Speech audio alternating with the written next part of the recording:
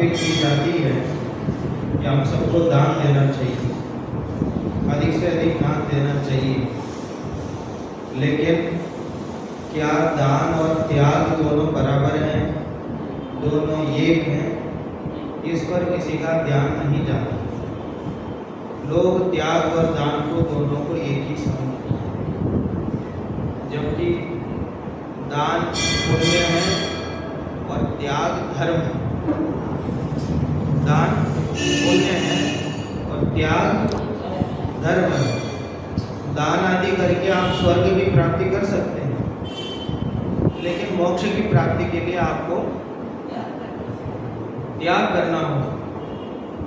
इसलिए दोनों को एकार्थवाची मान करके केवल दान के गीत गाते रहना आज के दिन भी त्याग के साथ होने वाला अन्याय है।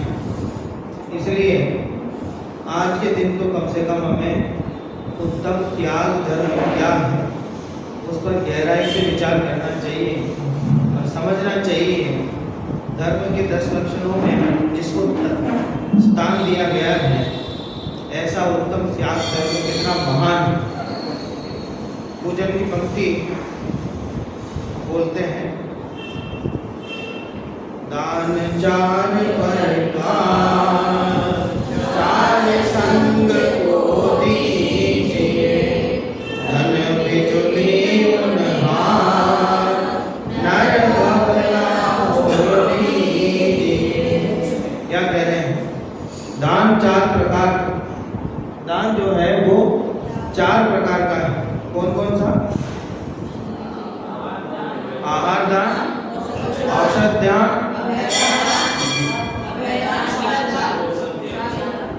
ज्ञान दान और अभय दान।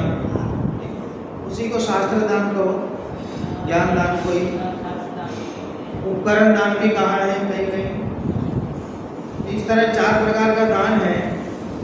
4 संग को दीजिए। ये 4 प्रकार का जो संग है, मुनि, आर्यिका, श्रावक, श्राविक, 4 प्रकार का जो संग है उस संग को दीजिए कि जैसी हमारी योग्यता है। सबसे पहला दान हुआ आहार दान। आहार मिल जाए तो व्यक्ति जरा निश्चिंत हो जाता है, अपने मार्ग में वो लग जाता है शांति से। आहार की आवश्यकता होती है, खास करके जो धर्मात्मा है, मुनिराज हैं, आर्यिका आदि हैं, जिन्होंने संसार से कोई राग नहीं रखा है और किसी तरह का आरंभ नहीं करते हैं, तो कदाचित उन्हें आहार मिल जाता है तो शांति से अपने मार्ग में वे आगे बढ़ते हैं। औषध दान, ये जो बीमारी होती है वो भी हमें अपने काम को करने नहीं देती है। थोड़ी बहुत बीमारी हो जाए शरीर में तो हम अपना काम नहीं कर पाते, लक्ष्य के प्रति केंद्रित नहीं हो पाते, तो उस बीमारी को दूर करना भी आवश्यक है। तो इसलिए औषध दान कहा कि औषधि के नाम पर तो अहिंसात्मक औषधि होनी चाहिए। औषधि भी अहिंसात्मक हो गए, उन्हें देना चाहिए। और शास्त्र दान, शास्त्र दान वास्तव में बहुत बड़ा दान है, जिसके माध्यम से सबको सन्मार्ग में लगने की प्रेरणा मिलती है। तो जिससे ज्ञान की उत्पत्ति होवे, ऐसे शास्त्र दान देना इत्यादि देना चाहिए। अभय दान, कोई मुनि, आर्यिका, श्रावक, श्राविका, इनके लिए ऐसा स्थान हो जाए जहाँ रह करके अपना स्वाध्याय, चिंतन, मनन आदि कर सके, आत्मचिंतन आदि कर सके, ऐसी व्यवस्था कर दे तो उसको अभय दान में दिया। इन 4 दानों में पैसे का ध्यान कहाँ है? कौन से दान में आया है? कहीं इसका उल्लेख नहीं। लेकिन आज सबसे बड़ा दान कौन सा दान बन बैठा हुआ है? सबसे बड़ा तो पैसा वाला दान ही दान माना जाता है। तो 4 प्रकार के दानों में जिसका नाम ही नहीं। आदमी सोचता मैं पैसा दे दूंगा तो चारों दान एक साथ हो जाए।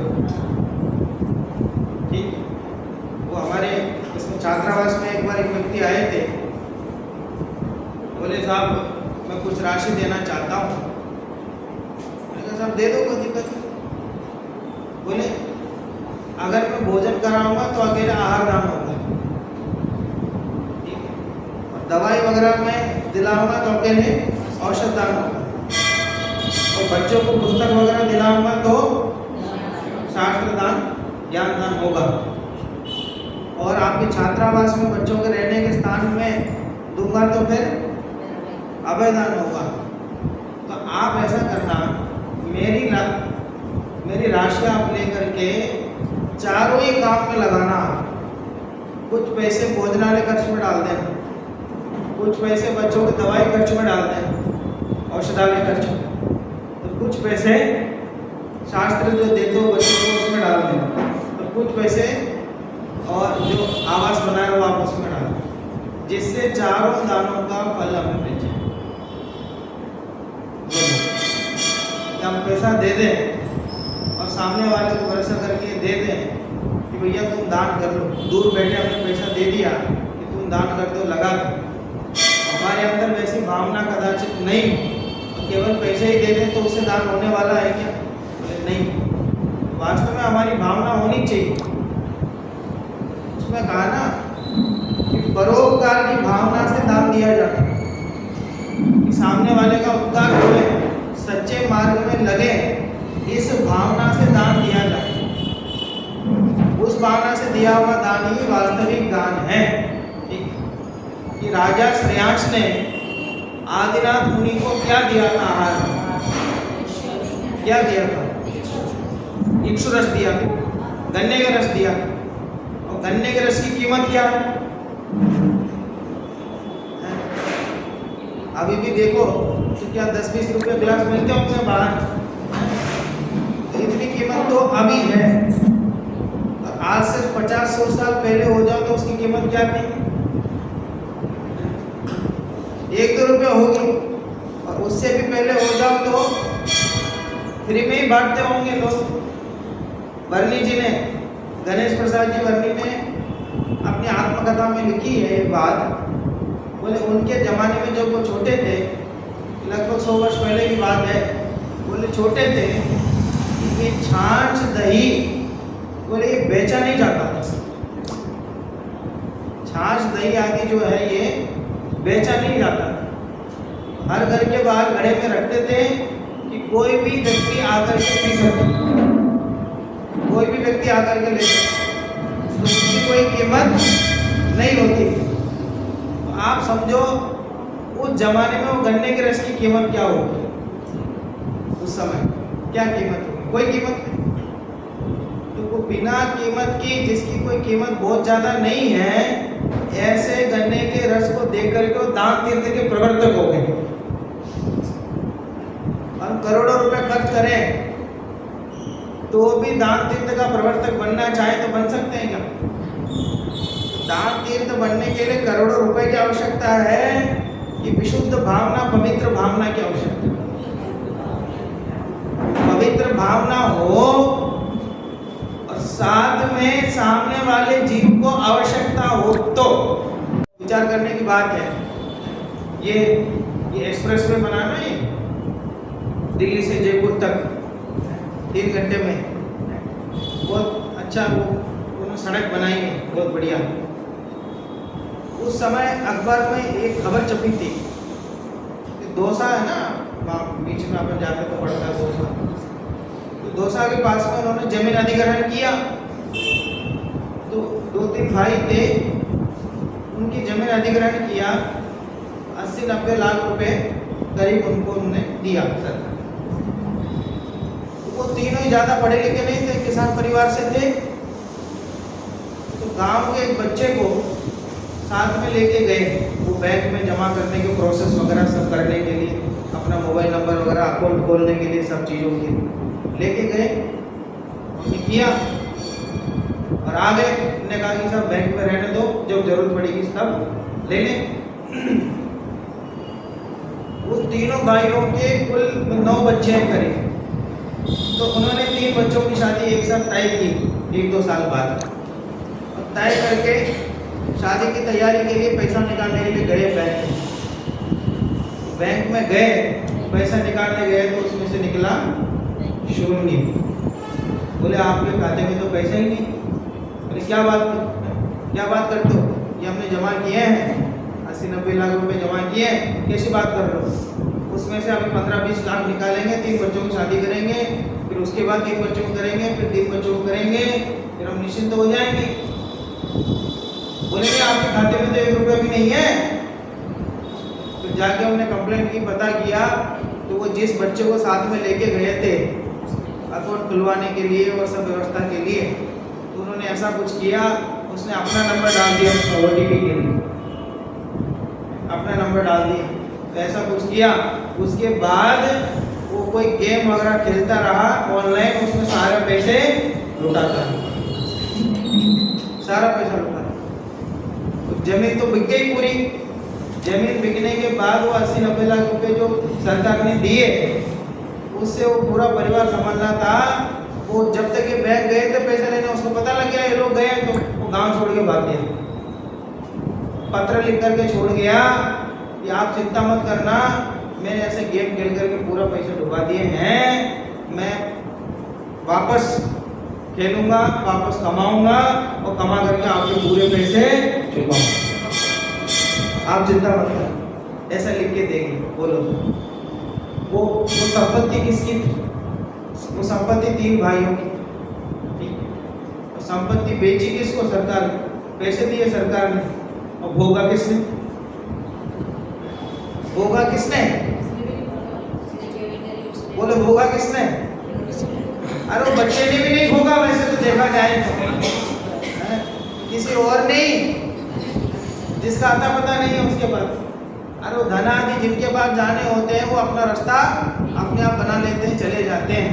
और हमारी सुरक्षा करने से हम समझें कि हम ही भोगेंगे, ये बात ठीक नहीं। तो अफगानिस्तान में बीच में ऐसा सरकार बदली तो क्या वहाँ पे मंजर बना, लोग हवाई जहाज पे चिपक के टायर में चिपक गए आकर के, बोले क्यों यहाँ से उड़ जाएंगे, चल जाएंगे। जैसी आवाज़ ऊपर गया तो बहुत तेज हवा होती है, उसमें थोड़ी ऐसे जा सकते हैं, वहाँ से गिरे, बोलो वहाँ की सारी संपत्ति छोड़ दी, जो कमाई उन्होंने की वहाँ पे उसे भोग पाए क्या? नहीं भोग। इसलिए बात है कि ये बिजली की चमक के समान है। नरभाव की सफलता तो ये है कि वो अपनी कमाई का कुछ हिस्सा जरूर धार्मिक कार्यों में वो अवश्य दे, तो उससे सफलता है। माने भोग आदि में भी लगाया, परिवार आदि में भी देवे, लेकिन साथ साथ वो धार्मिक कार्यों में चार संगत के लिए कुछ ना कुछ दान आदि अवश्य करते रहे, ऐसे कवि कहना चाहते। एक बार बोलिए फिर से दोनों पंक्तियां। दान चार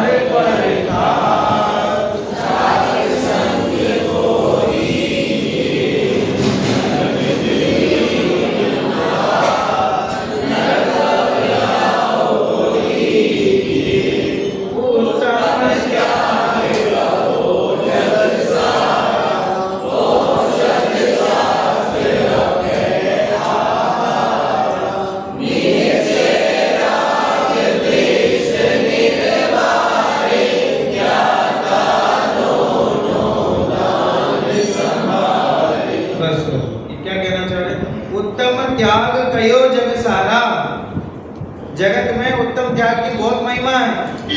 औषध शास्त्र अभय आहारा, ये किसके वेद है? औषध शास्त्र अभय आहार किसके वेद है? ये कह रहे उत्तम त्याग के वेद। ये त्याग के वेद है कि दान के वेद है?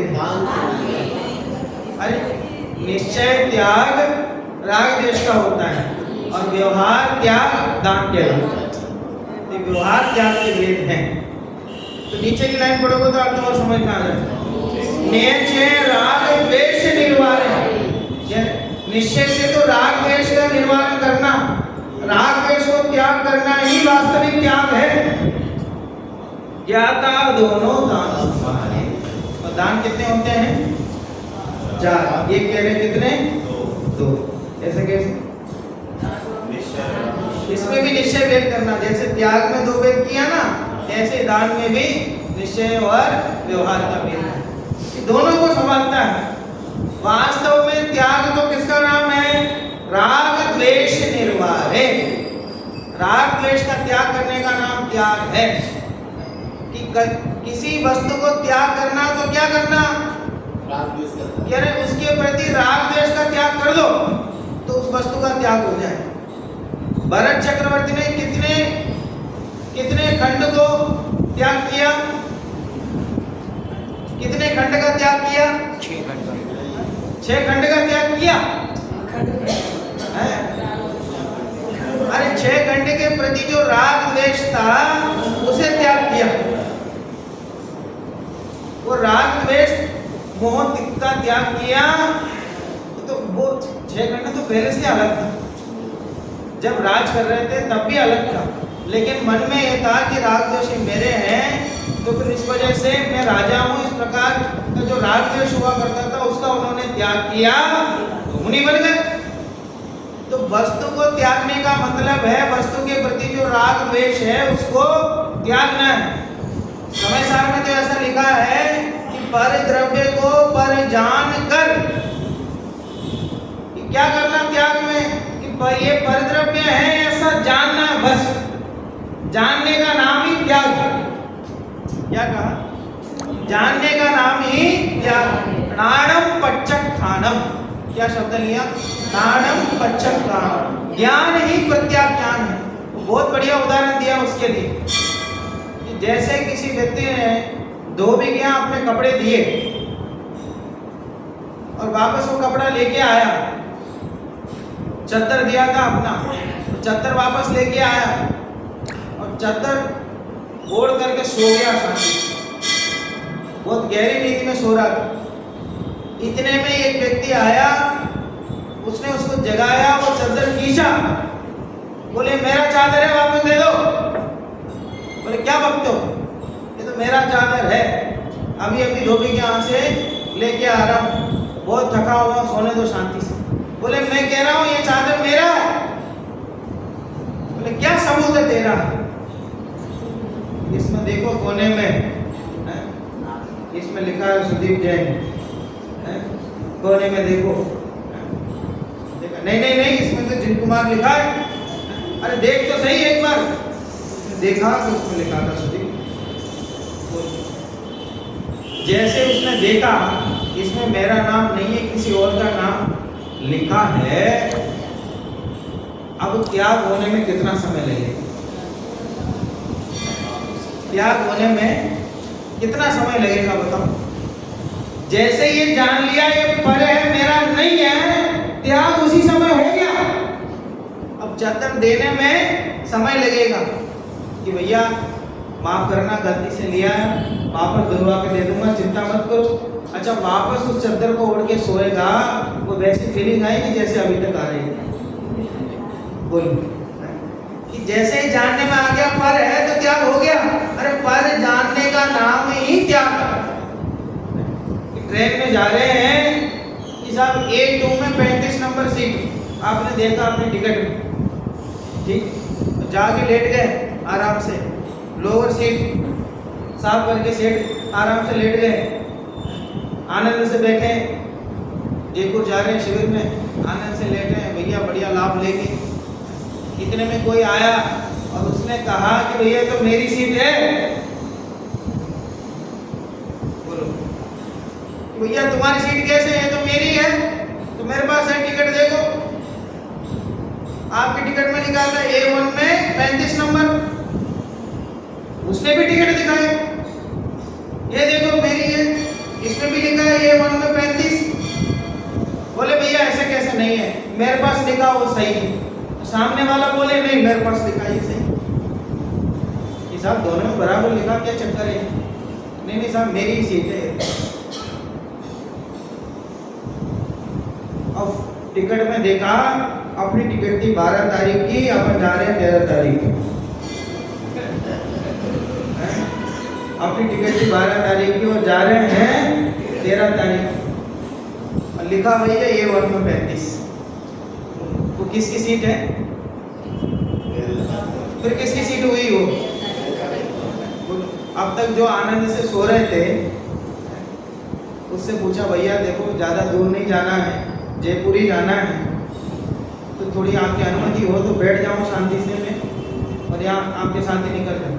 सामने वाले बोले भैया कोई चिंता की बात नहीं है, क्यों परेशान होते हो, मेरे घर वाले तो वो दूसरे डिब्बे में हैं, मैं तो बैग रखने आया, मैं तो वहाँ जयपुर के बाद ही अजमेर से बैठूंगा, आप तो जयपुर तक ले जाओ, आप ध्यान रखो सीट का, कोई दिक्कत नहीं, मैं आगे ले लूँगा बाद में।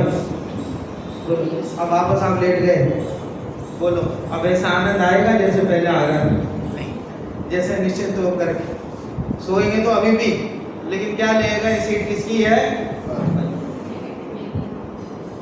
माने वो ज्ञान में जैसे जानने में आया कि ये पर है, तो त्याग तो उसी समय हो। इसलिए ज्ञान ही प्रत्याग ज्ञान है। राग द्वेष का त्याग करना ही वास्तविक त्याग है। देखो, त्याग में किसी की जरूरत नहीं है, और दान में वस्तु की जरूरत है, और दान देने वाले की भी जरूरत है। ठीक है, कोई दान लेने वाले की भी जरूरत है कि साहब वस्तु भी चाहिए, संपत्ति भी चाहिए। बिना संपत्ति के क्या दोगे दान? पंडित जी आ जाओ हमारे यहाँ दान देने गए, तो साहब दो क्या? तो आपसे मतलब बातें ही करते रहे, कुछ दे ही नहीं, दान नहीं दी। ये साहब को क्या देने वाले थे? साहब बातें दी ना, हो गया। बोले बातें दी ना, बोले बच्चा दिया ना, बोले तो देने के लिए कोई वस्तु तो चाहिए, ठीक, और सामने लेने वाला भी चाहिए। कोई सामने कोई पात्र ही नहीं आए, अपने घर के बाहर आप खड़े रहे, कोई मुनिराज नहीं आए, तो फिर आहार कैसे? उत्तम वस्तु तो है, भावना तो है, कोई पात्र जीव नहीं हो तो फिर उसको आहार कैसे? तो दान जो है वो स्वाधीन प्रक्रिया नहीं है, स्वाधीन प्रक्रिया नहीं है। लेकिन त्याग के लिए किसकी आवश्यकता हो? अपने परिवार का त्याग हमको करना है, तो पत्नी की आवश्यकता है ना, तभी तो त्याग करेगा। पहले कोई व्यक्ति शादी करे, बोले क्यों कर रहे हैं? कि साहब दीक्षा लेना है। बोले क्यों? कि साहब दीक्षा में लिखा है कि पत्नी से, पुत्र आदि से आज्ञा लेकर के उनको त्याग करके फिर दीक्षा ली जाती है, इसलिए शादी कर रहा हूँ, बच्चे होंगे उसके बाद मैं दीक्षा लूंगा। उनकी आवश्यकता है क्या? परिद्रव्य की आवश्यकता त्याग में नहीं है, ठीक है। और दान में, दान देने के बाद ये ध्यान रखा जाता है कि हमने कहाँ दिया है और उसका उपयोग क्या हो रहा है। फिर जाकर पूछ भी सकते हैं कि भैया हमने तो इस काम के लिए दिया था, इसमें क्यों लगा रहे हो? ऐसा पूछ भी सकते हैं दान में। ऐसे कई लोग हमारे यहाँ आते हैं और आकर के एक महिला आई थी हाथ में ऐसी थैली लेकर, अच्छी मोटी राशि उसमें थी। हमारे पास आई, मनोज जी बोली कि राशि मुझे देना है। मैंने कहा था ऑफिस में दे दो। बोले ऑफिस में तो दे दूंगी, पर ये बताओ कि मेरे जो पैसे हैं केवल बच्चों की शिक्षा पे खर्च होना चाहिए, ठीक। तो दूसरा जो दिखावा करते हो इन चीज़ों में नहीं होना चाहिए, ऐसा बोला उन्होंने मेरे से। मैंने कहा साहब देखो, संस्था तो संस्था होती है, संस्था में आप पैसा दोगे तो सब जगह खर्च होगा, सब जगह जाएगा। नहीं, आप ये बोलो कि बच्चों में करोगे तो हम करेंगे, नहीं तो हम नहीं करेंगे, जा रहे हैं वापस। तो मैंने मिलाया, सबको बताया कि साहब ऐसी कोई व्यवस्था क्या? उन्होंने कहा व्यवस्था है कि बच्चों के एजुकेशन के लिए भी अलग खर्चा रहता है, वो फंड रहता है, उसमें डाल देंगे, हम उसमें से करेंगे। तो किसी किसी की ऐसी भावना होती। अब फिर वो महीने 3 महीने बाद वापस आई, तब भी हाथ में थैला था। वापस आई तो पूछती उनका क्या किया बताओ, उनका क्या किया बताओ। माता जी से इसमें किया कि बताओ वो वाउचर बताओ, हम तो सब तैयार रखते हैं, तुरंत शीट निकाल के बताए ये बहुत बढ़िया लो, और ठीक है।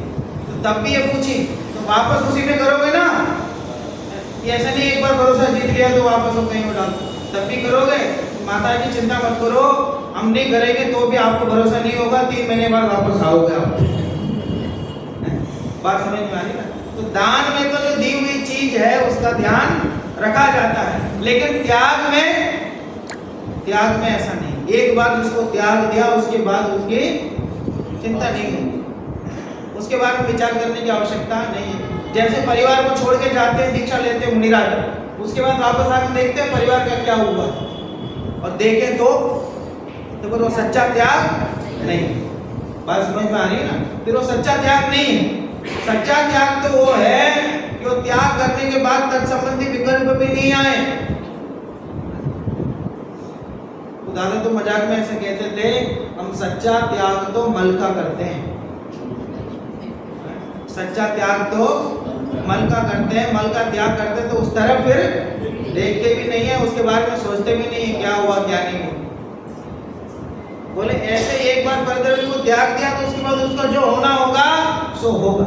दान और त्याग में महान अंतर है, दान पुण्य है और त्याग धर्म है। देखो, दोनों समारे धूप जल सम दरब घर में परिणया, निज हाथ दीजिए साथ लीजिए, दोनों संभाले, ऊप जल सम, दोनों को संभालो, त्याग और दान को। और ऊप जल सम दरब घर में परिणया, जैसे कुएं का जल है उसको हम जितने निकालते जाते हैं उतना ही वो भरता है। गांव में हम रहे ना, मैं कुआं ऐसे देखा तो वो जैसे पानी निकालते जाते हैं वो अंदर से उसके झरने वगैरह होते हैं, उसमें से पानी आता रहता, पानी आता रहता, पानी आता रहता। वैसे ही ये संपत्ति आदि है, जितना इकट्ठा करते जाएंगे वो थम जाती है। इसलिए यथा योग्य उनको धर्म आदि कार्यों में लगाने से निरंतर उनकी वृद्धि होती है, ऐसी बात वो कहते हैं। निज हाथ दीजिए साथ लीजिए, खाए खोया बह गया, कि दान आदि में लगाया तो कुछ मिल जाए, नहीं तो खाए खोया बह गया, खाया और खो दिया और बह गया, ये स्थिति इसकी होती है, नश्वर है। सदा सिद्धांत जी ने तो ऐसा लिखा है श्रावकाचार्य में कि जो संपत्ति जो धनादि धर्म के कार्यों में लगे वो तो मेरे हैं, और जो नहीं लगे वो मेरे नहीं। जो धनादि सामग्री धर्म कार्यों में लगे वो मेरे हैं, और जो उनमें नहीं लगे वो मेरे नहीं है। बताओ कैसे? बहुत बढ़िया। अरे जो धनादि हमने धर्म में लगाया उससे जो पुण्य बंद हुआ वो उससे लाभ किसको होगा? हमें होगा भविष्य में। लेकिन अगर उसको हमने धर्म आदि में नहीं लगाया, उसको ऐसे रहने दिया, तो फिर वो तो ऐसे ही चला गया। तो ऐसे ही चला गया तो भविष्य में कुछ काम आने वाला नहीं। अच्छा, जो आपके पास पैसा है, जिसको आपने सेविंग किया वो तो आपको बाद में काम आएगा, और जिसको आपने सेविंग नहीं किया वो तो यूं खर्च हो जाएगा कहीं। वैसे ही समझो, धर्म में आपने जो सेविंग किया वो बाद में काम आने वाला है, अन्यथा काम आने वाला नहीं है। ये बात इसमें आई। आगे बोलिए। धनी साध शास्त्र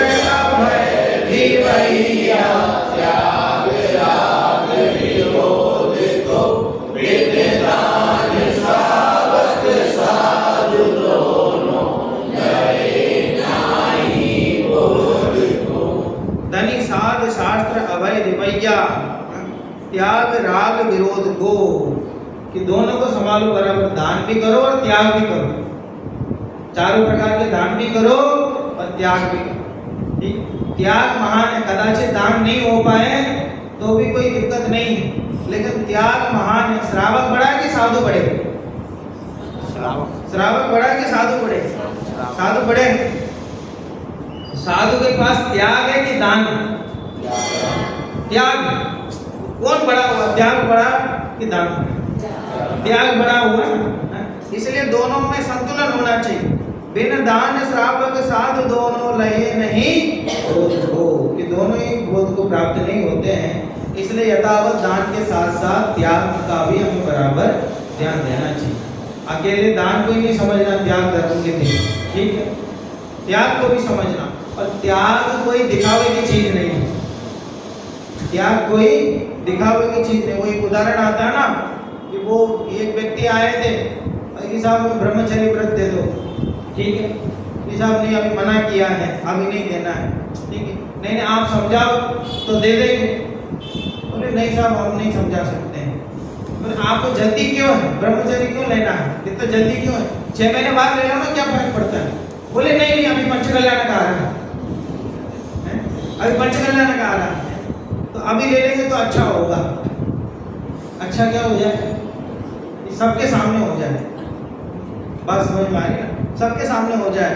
सबके सामने त्याग होगा तो उससे क्या क्या बोलते हैं, जब मोक्ष होगा तो वहाँ जल्दी नंबर लगाएंगे भैया, सबके सामने जिनने त्याग किया होगा उनको जल्दी बुला लेते होंगे मोक्ष में हैं, और जिनने अकेले में त्याग किया होगा उसको तो बाद में बुलाते होंगे भैया ये तो अकेले में, उससे कोई फर्क पड़ता है क्या? मैं कह रहा हूँ त्याग के लिए सबके सामने की आवश्यकता है क्या? त्याग के लिए सबके सामने की आवश्यकता। अनेक मुनिराजों ने जंगल में वो विचरण किए, वो त्याग कर दिया तो वहीं से वो चले गए, मोक्ष चले गए। किसको क्या पता चला? किसी को कुछ पता नहीं चला। अच्छा 24 तीर्थंकर के अलावा भी कई लोग मोक्ष गए होंगे ना, आपको जिनके नाम नहीं पता ऐसे जीव भी मोक्ष गए होंगे ना, तो आपको उनके बारे में पता नहीं है तो उनके सुख में कोई अंतर पड़ता होगा नहीं? आपको पता नहीं कई जीव ऐसे मोक्ष चले गए तो उनके सुख में कोई अंतर पड़ता होगा? एक मूक केवली होते हैं। मूक केवली कौन होते हैं? जो बोलते ही नहीं। तो जो बोलते नहीं होंगे तो उनके सुख में थोड़ा फर्क पड़ता। जो बोलते नहीं होंगे उनके सुख में थोड़ा फर्क पड़ता। कई लोग कहते हैं पंडित जी बहुत अच्छा बोलते हो, बड़े धर्मात्मा हो। मैंने कहा भैया अच्छा बोलना और धर्मात्मा में इसमें दोनों में क्या कनेक्शन है? अच्छा बोलने से धर्मात्मा बना कहाँ से आ गया? कि कोई व्यक्ति बोलना नहीं जानता हो वो धर्मात्मा नहीं हो सकता? अरे वो सबसे बड़ा धर्मात्मा हो सकता है, और बोलने वाला धर्मात्मा नहीं हो ऐसा भी हो सकता है। बोलना नहीं बोलने से धर्मात्मा बने में कोई फर्क पड़ने वाला नहीं है। धर्मात्मा बना तो वो है कि जिसने धर्म को अपना जीवन बनाया वो व्यक्ति धर्मात्मा। बस वो कितना बोलता है, क्या करता है, ये सब उसकी क्षमता के अनुसार जो वो करेगा वो करेगा, उसकी जितना योग्यता होगी उस हिसाब से वो करेगा। इसलिए त्याग जो है वो दिखावे की चीज नहीं, त्याग जो अनुभव की चीज है, अनुभव गम्य है ना। और वैसे दान भी दिखावे की चीज नहीं, दान भी जो है वो दिखावे की चीज नहीं। हमारे गांव में वो रथ निकालते हैं ना भगवान का निकालते हैं, और वो पद्मावती माता वगैरह उनकी भी निकालते हैं। मैं उसमें 20 मन की प्रकट, तो वो जब रथ निकालते हैं तो वो दीपक वगैरह करते हैं, आरती दीपक से आरती सबसे पहले। जैसे रथ जैसे सच के तैयार हो गया और गली में निकलने के लिए तैयार है, तो मेरे साहब वो पहली आरती कौन करेगा? तो उसकी बोली लगती। खैर हम तो मुमुक्ष हैं, वो बोली क्या है तो हम जानते भी नहीं, हमारे यहाँ तो इस प्रकार की प्रवृत्ति नहीं है ही नहीं है। लेकिन बाहर में देखो तो बोली के अलावा कुछ होता ही नहीं। तो पहली बोली लगती तो वो 10 रुपये में शुरू होती है, तो 10, 20, 40 करके धीरे धीरे पहुँच। तो भैया 20 घर हैं तो समझो थोड़ा आपस में क्लेश वाले भी होंगे, इनके समर्थन वाले उनके समर्थन वाले, ये होते संसारी जीव जहाँ भी जाते हो अपना ज्ञान बना लेते। तो सामने वाले ने जिनसे हम पसंद नहीं करते उन्हें अगर बोल दिया 50 रुपया, तुरंत क्या करेंगे हम? 60 रुपया। फिर उसने बोला 60, फिर इसने बोला 70, ऐसा करके बढ़ता जाता। सब लोग देख रहे हैं और सबको आनंद आ रहा। हाँ बोल ठीक है, चल रहा है। वो 2100 पहुंच गया, 2200 पहुंच गया, ठीक है, 4000, 5000 तक पहुंच गया, ठीक है। आखिरकार नीलामी ले लेता है और एकदम ऐसा लगता है कि 6 खंड को जीत लिया। 6 खंड को जीत लिया, अभी चक्रवर्ती बन गया और पहली आरती निकाल, ठीक है। उसके बाद तो सब चले जाते हैं, पूरा रथ होने के बाद मीटिंग होती है आपस में गाँव वालों। इस बात में लड़ाई होती है कि रोज भगवान के पास जाकर के वो दीपक कौन जलाएगा, क्योंकि वो जो लोग चेन्नई से आए वो तो चले जाते हैं, 2-3 घर वाले बचते हैं, तो उनकी ड्यूटी लगाते हैं कि बोले यार गांव वाले तो हम भी हैं, तुम लोग भी हो, तुम लोग 1-2 दिन के लिए आते हो और सब त्योहार जैसे मनाते हो फिर चले जाते हो, फिर रोज हम तो नहीं करेंगे मंदिर। तो भाई उनसे झगड़ा करके मार करके उनसे ड्यूटी लगानी पड़ती, भैया रोज दीपक। मैं कह रहा हूँ वो जो रोज जाके दीपक जलाते हो भगवान को, और उसमें और रथ वाले दीपक जलाते हो उसमें अंतर क्या है? दोनों में अंतर क्या है? ये बात उनको समझाए, वो कहते तुम पागल हो। अब मुझे समझ में आता कौन पागल है। अरे जिस भगवान के सामने तुम रोज दीपक जलाने के लिए मना करते हो और दीपक दिखाने के लिए मना करते हो, ये कहते हो कि नहीं हमारे पास समय नहीं है, रोज रोज नहीं जा सकते हम, और उसी भगवान के जब रथ में आ जाए तब वो पहले दीपक के लिए तुम 5-10 हज़ार रुपये देने के लिए तैयार हो जाते हो। तो किस बात का अंतर पड़ गया? सब लोग बैठे सामने, सबके सामने दान देने से कोई दान का फल ज्यादा हो जाता है क्या? बोलो, तो ज्यादा हो जाता है कि नहीं होता? ठीक है, अकेले में देने से कोई कम हो जाता है? तो जंगल में किसने आहार दिया था मुनिराज को? किसने दिया था? देव ने दिया था, और भी किसने दिया था ना वर्तमान युग में? हाँ, राम सीता जी ने दिया था ना। सोचो सब जंगल में तो कौन देगा? कोई देखेगा ही नहीं, कोई फोटो खींचने वाला ही नहीं, कोई खबर छापने वाला ही नहीं है। यहाँ कौन देगा? ऐसा सोचे अरे भैया ये सब चीजें देख के करने की नहीं है, अपनी भावना के अनुसार करने की है। जहाँ आवश्यकता है वहाँ शांति से दे दें, अपनी भावना से। नाम होवे हो जाए, नामकरण का उदय होगा तो हो जाएगा, और नहीं होगा तो लाखों रुपए देके भी नहीं। ठीक है, समझने की बात है। ये त्याग और दान दोनों ही दिखावे की चीज नहीं है। और दान पुण्य भी है, वो यथार्थ रूप से समझना है, और त्याग को यथार्थ रूप से समझना है। एक बार पूरा छंद बोलिए।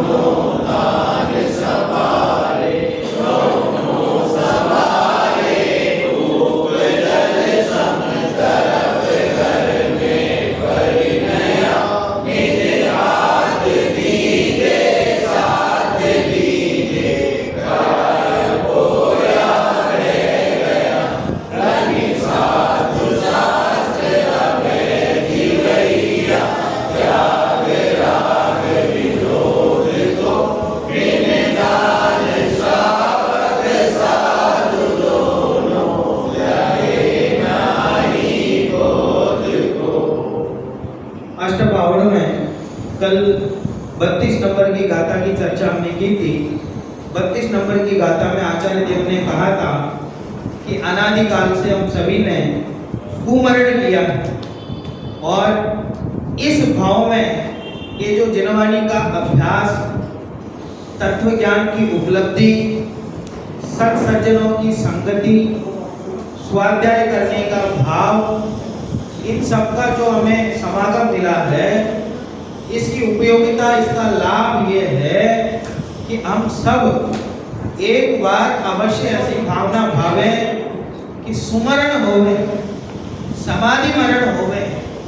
इसलिए परद्रव्यों से अपने आप को भिन्न समझे तो निश्चित तौर पर हमारा जो मरण होगा वह सुमरण होगा, समाधि मरण होगा। ऐसी चर्चा 32 नंबर की गाथा में कल आचार्य देव ने की थी। एक बार उसका पद्यानुवाद बोलते हैं, 148 नंबर पेज। तूने अनंत जन्म में कुमरण किए, आत्मन अब तो समाधि मरण की भावना भवनाशिनी। अब आगे चतुर्गति का वर्णन किया है, दुखों का वर्णन किया है। अब आ जाओ आप 37 नंबर की गाथा में, 152 नंबर पेज, गाथा नंबर 37 सबसे नीचे है, बाएं तरफ मिल गया। आगे यह जीव शरीर सहित उत्पन्न होता है और मरता है, उस शरीर में रोग होते हैं, उनकी संख्या दिखाती है। एक कंगली वाही छन्नवती होती जान मनुयानम अवशेषे शरीरे रोया भणकित्या भणिया एक एक अंगुल में जहाँ पर जानवे हो व्याधियाँ तब पूर्ण तन में तुम बताओ होगी कितनी व्याधियाँ। मणियानम सबसे आखिरी शब्द है ना, मनुयानम माने मनुष्यों के। मनुष्य माने कौन? अरे भरोसा है कि नहीं है? मनुष्य माने कौन? हम। लोग भले कुछ भी कहें कि गधा है, ये है, वो है, तो भी भरोसा रखना हम सब क्या है? मनुष्य है। मनुयानम मनुष्यों के एक एक अंगुली, एक एक अंगुल में, एक एक अंगुल, एक अंगुल कितना होता है? इतना एक अंगुल होता है, ठीक है। ऐसे एक अंगुल में छन्नवदी वाही कितने रोग होते हैं? 96 रोग होते हैं एक अंगुल में। ये कौन सा ब्लड टेस्ट है जिसको कराओगे तो पकड़ में आएगा? कुंद डॉक्टर ऐसे हैं जो ये बता सकते हैं, और कोई ऐसा ब्लड टेस्ट नहीं है। बोलो, वो हमारे धर्मेंद्र जी थे, वो अक्टूबर शिविर में आए थे हमारे यहाँ, पूरा टेस्ट करा के गए थे। मनोज जी पूरा टेस्ट कराया, उन्होंने फुल बॉडी चेक, बोले कोई समस्या नहीं है। फरवरी में 5 फरवरी में गोलगप्पे खिलाए बच्चों को अपने हाथ से। फरवरी महीने में अटैक आया, खत्म ही। क्या भरोसा, ये जो हम जो टेस्ट करते हैं समझते हैं बहुत स्वस्थ हैं, इससे क्या सोचते रहेंगे बताओ? जिसको कहते हैं कि बहुत स्वस्थ है डॉक्टर लोग, वो अगले दिन निपट जाते हैं। जिसको कहते हैं कि 20 साल तो 25 साल तो जिएगा, तो वो भी चला जाता है। माने आप ये समझो कि, और जिसको ये कहें कि जिएगा ही नहीं, तो 10-15 साल जी जाते। तो दादा की जब मम्मी थी, तो उनको कुछ ऑपरेशन वगैरह के लिए उन्होंने कहा कि साहब रिस्क है इसमें, ऑपरेशन करोगे तो हो सकता है शांत हो जाए और कदाचित सक्सेस हो जाए तो जी जाए, लेकिन बहुत रिस्क है। लेकिन अगर नहीं कराओगे तो फिर ज़्यादा दिन के मेहमान नहीं है। बोले संसार में तो सभी ज़्यादा दिन के मेहमान नहीं है, ठीक। उन्होंने कहा साहब कोई बात नहीं, उन्होंने नहीं कराया। उसके बाद 20 साल रहे, क्या भरोसा करोगे आप? क्या कुतुब आचार्य रिपोर्ट दे रहे हैं 96 रोग तो ये अंगुल में है कि मनुष्यों के, कि जान ऐसा जानो। बोले साहब ठीक है, अवशेष या शरीर कि शेष शरीर में एक अंगुल में ही 96 है, तो पूरे शरीर में रोया कि रोग कित्तिया बढ़िया बढ़। हमसे ही पूछ रहे हैं कुंद आचार्य, सवाल पूछ रहे हैं हमारे से कि एक अंगुल में 96 रोग हो तो तुम्हारे पूरे शरीर में कितने रोग है बताओ? एक एक अंगुल के हिसाब से शरीर को नापेंगे तो लगभग इतना रोग है। तो पूरा शरीर ही रोगों का खदान है। एक रोग पूरा होता नहीं है, दूसरा रोग निकल आता है, ठीक। एक बड़ा रोग होता है तो छोटे रोग को भूल जाते हैं, ठीक है। रोग तो होते हैं, भूल जाते, क्या करें? इतने सारे रोग हैं, ऐसे शरीर में रहना पसंद है, लेकिन ये नहीं है कि इसको छोड़ दें। जिसको छोड़ने की बात आती तो बहुत अच्छी लगती, ऐसा शरीर भी अच्छा लगता। कोई ऐसा घर में बैठे कि जिसमें से सैकड़ों छेद हो, बारिश में धूप में सब में परेशानी, तो भी कहता क्या ये किसका घर है? मेरा घर। उसे छोड़ने का मन होता है? नहीं। बोली ऐसी अवस्था है, ये शरीर की अवस्था है। इतने सारे रोग हो रहे हैं, कह रहे कुंद आचार्य इतने सारे रोग हो रहे हैं तेरे शरीर में, फिर भी वैराग्य नहीं होता है शरीर से। कह रहे इस मनुष्य के शरीर में एक एक अंगुल में 96 रोग होते हैं, तब कहो अवशेष समस्त शरीर में कितने रोग हैं?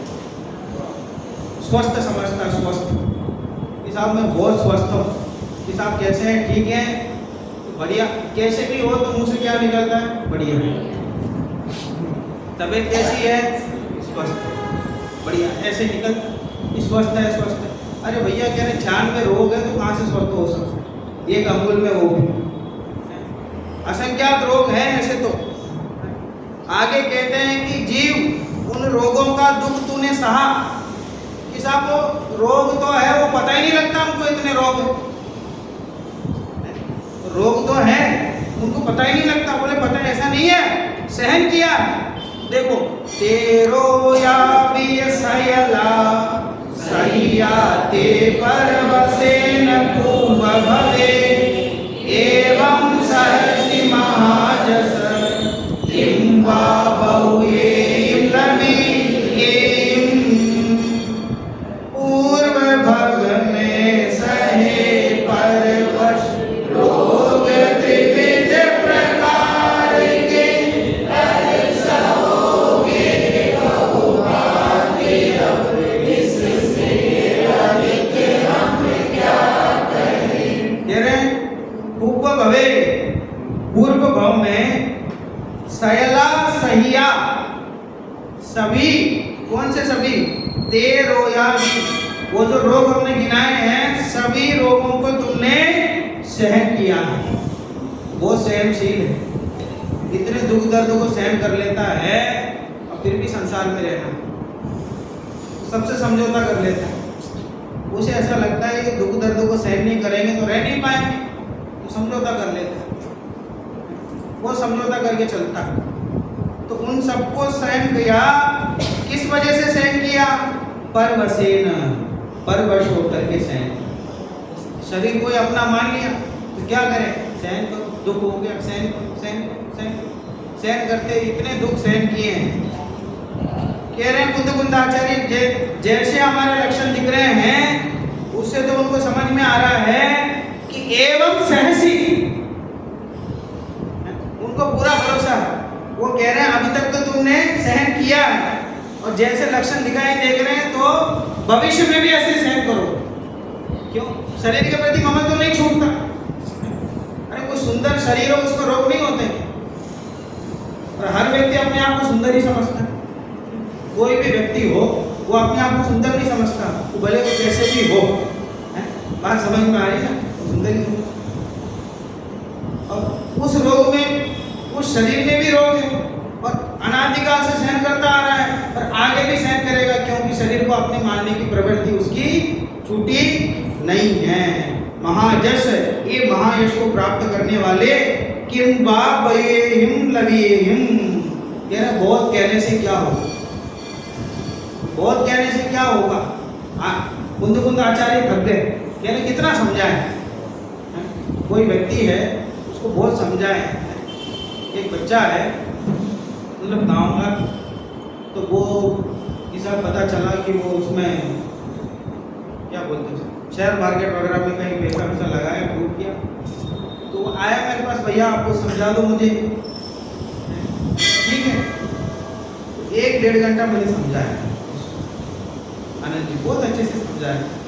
तो उसको भी समझ में आया, उसको देख करके ऐसा लगा कि समझ रहा है, उसको बहुत ध्यान से उसने सुना। और जाते जाते कहा कि भैया बहुत अच्छा, बहुत बहुत धन्यवाद आपने समझाया। पर एक निवेदन था। बोले क्या? कि भैया 50,000 रुपये दे दो। क्या बोला? 50,000 रुपये। अब बोलो उसने समझा कि नहीं? समझा कि नहीं? ये समझने का नाटक कर रहा था। उसे तो काम तो वही करना था, ठीक है, काम तो वही करना था। तो पूरा सुनने के बाद वो बोले, ठीक, वो पूरे ऐसे पूरे ग्रंथ पढ़ लें, शास्त्राभ्यास कर लें, तो भी शरीर में इतने रोग हैं, शरीर के इतने दुख हैं, ये सब समझा दिया तो भी वो जीव समझने वाला नहीं है। कुंद कुंद आचार्य कह रहे भैया ज़्यादा कहने से क्या मतलब, बहुत कहने से क्या मतलब, बार-बार कहते हैं। जिसे समझ में आना होता वो इशारों में समझ लेते हैं, और जिसे नहीं समझ में आना होता उसको कितने चिल्ला चिल्ला के बोलो वो नहीं समझता। बहुत कहने से क्या मतलब। देखो ये महाजश, ये मुने, तूने पूर्वोक्त सब रोगों को पूर्व भवों में तो परवश सहे, इस प्रकार ही फिर सहेगा। बहुत कहने से क्या, इस प्रकार से निरंतर सहता जा रहा है, निरंतर सहता जा रहा है। तो भी सुधार नहीं आया कुछ। यह जीव पराधीन होकर सब दुख सहता है, पराधीन हो जाता है और निरंतर उनको एकत्रित करने की कोशिश करता है, सब दुख सहता है। यदि ज्ञान भावना करे और दुख आने पर उससे चलायमान न हो, इस तरह स्ववश होकर सहे तो कर्म का नाश होकर मुक्त हो जावे। इस प्रकार करना सहन तो बोल किया, एक बार स्ववश होकर के सहन करो। मैं तो आत्मा हूं, ये रोग आदि मुझे नहीं हुए हैं, ऐसा मान करके अगर सहन करोगे तो कर्म नष्ट हो जाएंगे। रोग आदि तो होते हैं, सबको ही होते हैं, लेकिन अगर उन्हीं में आप डूब जाओगे, अब बीमार हो गए आप, ठीक है, उन्हें का इंजेक्शन लगाना, एक तो पहले तो बहुत होता था, बच्चों को सब ले जाते थे अस्पताल में कि वैसा इंजेक्शन नहीं लगाना, इंजेक्शन नहीं लगाना, इंजेक्शन नहीं लगाना। बहुत डर लगता था उससे, बहुत डर लगता था। तो बच्चे इंजेक्शन नहीं लगवाते, और इंजेक्शन नहीं लगवाते तो क्या होता था उससे? रोग बढ़ता और दुख होता है, और लगवा लिया तो दूर हो जाता है। कि एक बार अगर दर्द को सहन करके तुमने इंजेक्शन लगवा लिया तो फिर वो दुख दूर हो जाएगा। वैसे एक बार ये मान लिया कि मैं तो भगवान आत्मा हूँ, ये जो कष्ट हो रहा है, दर्द हो रहा है, ये शरीर को हो रहा है, इस कष्ट ने, इस दर्द ने मुझे नहीं छुआ है, मैं तो अनादि अनिदन तत्व हूँ, ऐसा अगर मान लिया तो वो अनादिकालीन दुख दर्द दूर हो जाएगा। तो दुख में ही आप उसी में लीन हो जाओगे, उसी को सहन करने लग जाओगे, दुख दर्द को अपना मानने लग जाओगे, तो फिर उससे और दुख दर्द बढ़ने वाला है, बढ़ने वाला, बढ़ने वाला, निरंतर बढ़ने वाला है। यह जीव पराधीन होकर सब दुख सहता है। यदि ज्ञान भावना करें और दुख आने पर उससे चलायमान ना हो, इस तरह स्ववश होकर सहे तो फिर कर्म का नाश कर मुक्त हो जावे। इस प्रकार उससे मुक्त हो जाए, शरीर के कष्ट अपने कष्ट नहीं देख करके लोग बोलते थे, चित्र लगाते हैं ना, मुनिराजों को चित्र लगाते, तो उसमें वो श्यालिनी मुनिराज को शरीर को खा रहा है और उनके ऊपर अग्नि लगा दी, तो लोग जानबूझ करके ऐसे चित्र लगाते हैं जिससे देख करके करुणा आए। तो लोग बोलते साहब कितना दुख है, कितना दुख है, कितना दुख है। अब वो शेर उनके शरीर को खा रहा है, अब वो दुखी है कि सुखी है बताओ? शेर उनके शरीर को खा रहा है, उनको पता भी नहीं लग रहा उस बात का, वो दुखी है कि सुखी है। और हम क्या समझते हैं? बहुत दुखी है, बहुत दुखी है। कि हम तो बहुत पहले जब बच्चे में थे तो भगवान महावीर की जो फोटो लगी रहती थी उसमें सांप वगैरह ला कर, इतना बड़ा सांप हो सामने, उसको हाथ से पकड़ रहे हैं, ऐसा लग रहा है। हम तो डर जाते थे भैया, भगवान महावीर को तो बहुत परेशानी, इतना बड़ा सांप आ गया सामने, किसने समझाया नहीं था उसका क्या अर्थ है। तो हम तो ये सोचते थे कि साहब कोई सांप आ गया, उनसे डर गए, अब क्या होगा उनका हालांकि तो उन्हें इसलिए भी लगाया, जो वीर है उन्होंने उसको पकड़ लिया।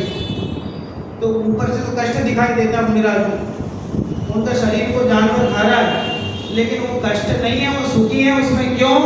कि कष्ट का वेदन करो तो कष्ट समझ में आता है, और कष्ट का वेदन नहीं करो तो कष्ट समझ में नहीं आता।